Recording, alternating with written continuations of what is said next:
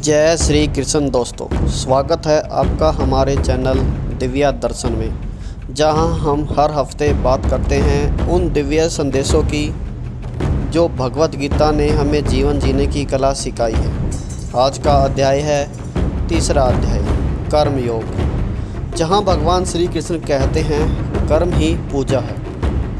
इस वीडियो को अंत तक ज़रूर देखना, क्योंकि आज आप जानने वाले हैं वो रहस्य जो जिंदगी की हर उलझन सुलझा देता है।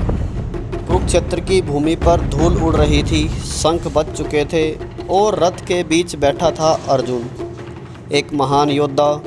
लेकिन आज उसका मन विचलित था। वो श्री कृष्ण से कहता है, हे माधव, यदि ज्ञान श्रेष्ठ है तो तू मुझे इस युद्ध में क्यों झोंक रहा है? अगर मुक्ति तपस्या से मिलती है तो ये रक्तपात क्यों? दोस्तों, अर्जुन की ये उलझन आज हर इंसान की है। हम भी सोचते हैं, क्या हमें सिर्फ भक्ति करनी चाहिए या कर्म भी उतना ही ज़रूरी है? श्री कृष्ण मुस्कुराए, उनका चेहरा शांत था पर शब्द सागर जितने गहरे। हे अर्जुन, उन्होंने कहा, इस संसार में दो मार्ग हैं, एक ज्ञान का और दूसरा कर्म का। पर याद रख, बिना कर्म के कोई जीव नहीं रह सकता।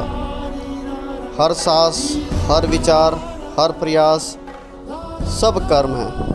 तो दोस्तों, कर्म से भागो मत, क्योंकि कर्म ही वो सेतु है जो हमें भगवान से जोड़ता है। भगवान कहते हैं, कोई भी क्षण ऐसा नहीं जब मनुष्य कर्म ना करे। यहाँ तक कि जो व्यक्ति कुछ नहीं करता वो भी सोचने के कर्म में लगा रहता है। दोस्तों, अगर ज़िंदगी में कुछ बड़ा चाहिए तो कर्म से भागो मत, कर्म को अपनाओ। जो काम तुम सच्चे दिल से करते हो वो भी पूजा बन जाता है। अगर इरादा सच्चा है तो हर कर्म भक्ति बन जाता है। फिर श्री कृष्ण ने वो वाक्य कहा जो आज भी हर युग में गूंजता है, कर्मणे वाणी कारसते मा फलेषु कदाचन। तेरा अधिकार केवल कर्म करने में है, फल पर नहीं। दोस्तों, हम हर काम परिणाम के लिए करते हैं, पैसे, तारीफ या सफलता के लिए नहीं। पर जब हम कर्म को भगवान को समर्पित करते हैं तो हर काम पूजा बन जाता है। फल की चिंता छोड़ दो, क्योंकि भगवान हर सच्चे कर्म का हिसाब रखते हैं, वो भी सही समय पर। कृष्ण आगे कहते हैं, राजा जनक जैसे ज्ञानी भी कर्म करते थे, क्योंकि वे जानते थे कि कर्म से ही समाज चलता है। अगर ज्ञानी लोग कर्म छोड़ दे तो साधारण लोग क्या करेंगे? दोस्तों, जब आप सही रास्ते पर चलते हैं तो दूसरे लोग भी आपसे प्रेरित होते हैं। यही कर्म योग है, जहां आपका कर्म सिर्फ आपका नहीं, समाज का कल्याण भी करता है।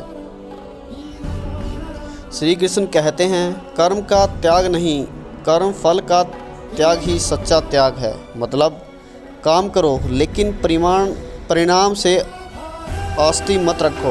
भक्ति का मतलब भागना नहीं, बल्कि हर कर्म में भगवान को महसूस करना है। दोस्तों, यह सच्चा कर्मयोग है, जहां हर काम भक्ति बन जाता है।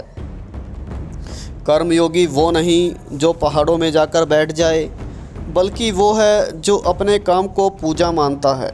वो किसान जो खेत में मेहनत करता है, वो माँ जो बच्चों को संभालती है, वो सैनिक जो सीमा पर खड़ा है। अगर वो भगवान को याद रखकर करते हैं तो वे भी सच्चे कर्मयोगी हैं। तो दोस्तों, अगली बार जब आप अपना काम करें तो उसे भगवान को अर्पित समझकर करें। देखना, काम भी हल्का लगेगा और मन में शांति भी आएगी। दोस्तों, आज की दुनिया में सब जल्दी चाहते हैं, जल्दी नाम, जल्दी पैसा, जल्दी परिणाम। लेकिन गीता कहती है, कर्म करते रहो, परिणाम अपने समय पर आएगा। भगवान देर करते हैं पर अंधेर नहीं। तो शिकायत छोड़ो, भरोसा रखो और अपने कर्म को पूजा बनाओ। यह कर्मयोग की असली शक्ति है।